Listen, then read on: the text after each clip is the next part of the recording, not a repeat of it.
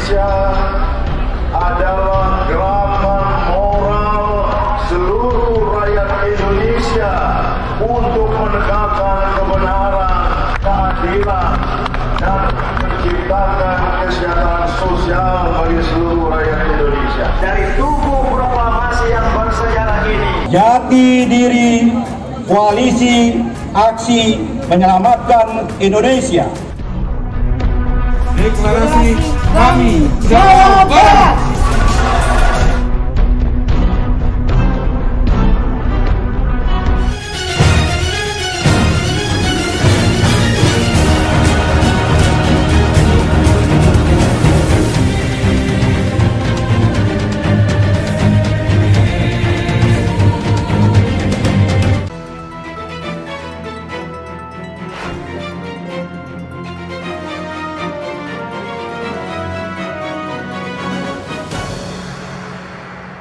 Baik, Assalamualaikum warahmatullahi wabarakatuh.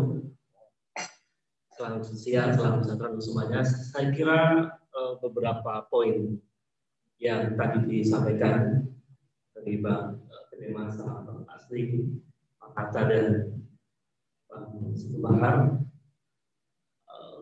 semuanya adalah kaleidoskop dan evaluasi kritis pada kekuasaan. Dan saya akan memulai dari perspektif politik, ya, bahwa Januari tahun 2020 yang lalu ada satu lembaga internasional yang sangat kredibel dan memiliki pelanggan jutaan manusia di dunia, dulu dalam bentuk majalah ekonomis, dan sekarang online juga mereka punya, dan punya laman yang bisa diakses dari semua negara di dunia. Januari 2020 lalu ada rilis tentang indeks demokrasi, dan Indonesia indeks demokrasinya 6,48, jauh di bawah Malaysia. Dan di dalam indeks demokrasi itu ada namanya indikator kebebasan sipil, dan ternyata indikator kebebasan sipil Indonesia itu merah. Angkanya 5,59. Itu Januari 2020. Belum terjadi penangkapan para aktivis, belum terjadi pembungkaman media sosial. Dan saya yakin bulan depan ketika The Economist merilis indeks demokrasi dunia dan Indonesia ada di dalamnya, kemungkinan besar angka indeks demokrasi kita makin terpuruk. Bisa saja sampai angkanya merah secara politik, dan kebebasan sipil kita bisa angkanya 4. Jadi ini luar biasa. Dari sisi politik artinya apa? Demokrasi kita memang makin memburuk. Nah, salah satu yang punya kontribusi besar yang membuat politik kita makin buruk adalah parlemen. Saya lihat DPR kita ini kinerjanya dalam 1 tahun ini rapotnya merah. Jadi kalau kita lihat landasan konstitusi kita di pasal 20 ayat 1 Undang-Undang 45 bahwa fungsi DPR itu ada 3, ada fungsi legislasi, fungsi anggaran, dan fungsi pengawasan. Apa yang dilakukan oleh DPR dari sisi fungsi legislasi?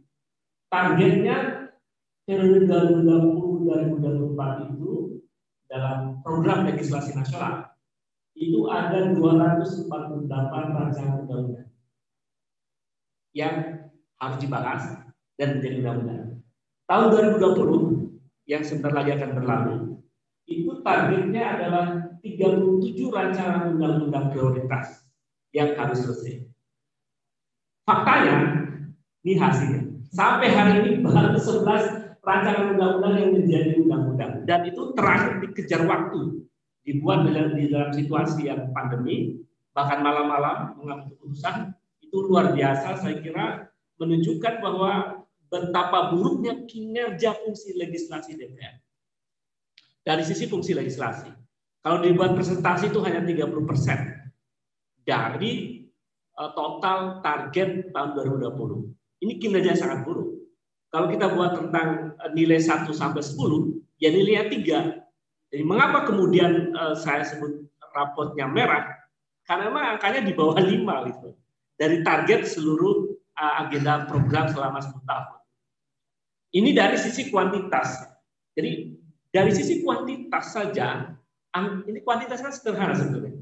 Kalkulasi yang sangat matematis dan bisa dihitung begitu, targetnya kapan dan sebagainya, dan itu menunjukkan kinerja yang buruk. Nah, kemudian yang kedua, dari sisi fungsi anggaran, ini nggak ada kemajuan juga. Kalkulasi DPR itu melenceng. Target pajak 1.500 triliun, hari ini sudah mau berakhir tahun 2020, baru sampai 1.000 triliun. Jadi artinya DPR tidak mampu memprediksi dengan benar bagaimana target anggaran untuk pengelolaan APBN ini. Tidak mencapai target. Kemudian dari sisi fungsi pengawasan, ini secara kualitatif. Dari fungsi pengawasan, DPR tidak mengawasi pemerintah dengan baik. Saya akan catatan misalnya tidak berjalan dengan baik sebagian besar aspirasi rakyat untuk mengawasi pemerintah tidak didengar oleh DPR.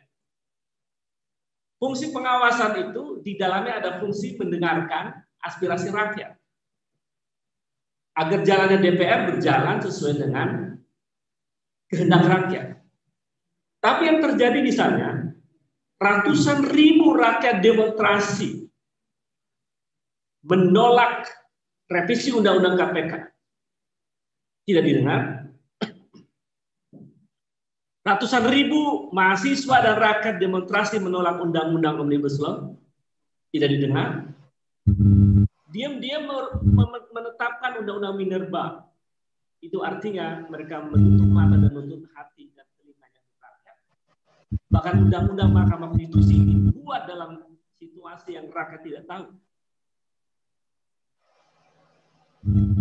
Lalu, apa yang bisa kita katakan tentang buruk dan raportnya merah? Nah, di dalam teori demokrasi ada namanya check and balances. Mengapa kemudian John Locke misalnya, mengapa kemudian Montesquieu dan lain-lain menghadirkan kreasi politika pada tata kelola negara itu tidak boleh terjadi. Itu artinya demokrasi. Kemudian pertanyaan berikutnya adalah apa yang akan terjadi tahun-tahun ke depan? Ini next slide berikutnya. Akan jauh berbeda fungsinya, bahkan menurun karena diiringi dengan problem ekonomi makin memburuk dan situasi nasional yang makin memburuk, kerja-kerja legislasi tidak lagi efektif. Ini dari sisi fungsi legislasi. Fungsi anggaran juga sama.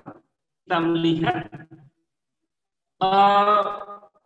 posisi parlemen kita itu 80% itu kan pendukung kekuasaan.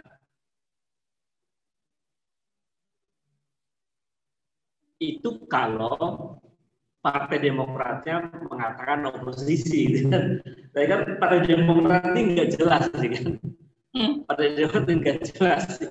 Ya, kalau Partai Demokrat tidak mengambil jalur oposisi, ya oposisi tidak sampai 10%.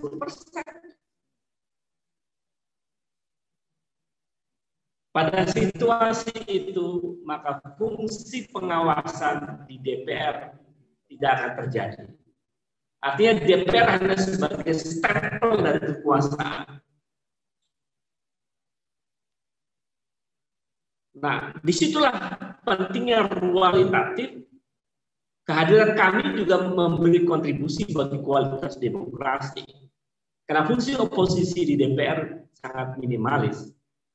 Nah, saya dalam situasi yang kemudian situasi politik yang mengkhawatirkan di tahun depan, Maka di sini kita mesti merenung memang di akhir tahun ini bahwa kalau dari sisi ekonomi kita makin memburuk, gila angkanya triliunan. Ya, dari 13 triliun, ya, kemudian 17 triliun, ya, kasus Jiwasraya, kemudian Asabri, kemudian yang terakhir Bansos, yang angkanya bisa kalkulasi lebih dari 2 triliun, atau 30% dari anggaran yang dikeluarkan untuk bantuan sosial, sekitar 6 triliun. Ini artinya apa? Di saat yang sama sesungguhnya ketidakpercayaan publik juga makin meningkat. Ada public distrust yang luar biasa pada pemerintah. Tidak hanya ketidakpercayaan publik ini dalam konteks nasional, tapi juga dunia internasional. Beberapa waktu lalu misalnya sebetulnya ada satu survei yang dilakukan oleh World Economic Forum yang mengatakan bahwa investor asing itu, ini mayoritas jawabannya ya, tidak mau investasi ke Indonesia karena negara ini dikenal koruptif. Jadi argumen pemerintah yang mengatakan bahwa kita perlu undang-undang Omnibus Law agar investor pada datang ke Indonesia itu argumen yang keliru. Mereka tidak mau datang karena korupsi Republik ini. Tapi di saat yang sama KPK dilemahkan, penegakan hukum dunia internasional bisa percaya dengan negara. Ketika negara justru tidak mau memberantas korupsi secara radikal. Bahwa korupsi adalah, apalagi disebutkan korupsi politik sangat luar biasa dengan angka triliunan, itu kan kemudian disebut sebagai bahkan oleh Jokowi disebut ini adalah extraordinary crime. Kejahatan luar biasa, tapi cara-cara memberantasnya tidak luar biasa. Ini saya kira problem-problem yang kemudian muncul berbarengan dengan situasi politik menimbulkan public distrust yang luar biasa, baik nasional maupun dunia internasional. Jadi betul tadi kata Bung Abdurrahman Sebobahar bahwa reshuffle kabinet tidak akan memberi pengaruh besar bagi munculnya kepercayaan publik. Ya, paling bumbu-bumbu saja kehadiran Risma, kehadiran Sandiaga Uno, itu bumbu-bumbu politik untuk membangun citra baru dari dua partai yang memang terpuruk saat ini karena menterinya korupsi kan. Jadi saya kira itu catatan saya bahwa kalau pertanyaannya apa yang terjadi dalam 1 tahun, ya rapotnya merah, dan apa yang akan terjadi pada 2021, situasinya makin mengkhawatirkan dan makin memburuk. Jawabannya, mengapa itu terjadi dan apa yang harus dilakukan rakyat yang paling tahu, saya kira, apa yang harus dilakukan dalam situasi sekarang. Saya kira itu. Terima kasih. Assalamualaikum warahmatullahi wabarakatuh. Kami Koalisi Aksi Menyelamatkan Indonesia adalah gerakan moral seluruh rakyat Indonesia untuk menegakkan kebenaran, keadilan, dan menciptakan kesejahteraan sosial bagi seluruh rakyat Indonesia. Dari tubuh proklamasi yang bersejarah ini, jati diri Koalisi Aksi Menyelamatkan Indonesia. Deklarasi kami Jawa Barat.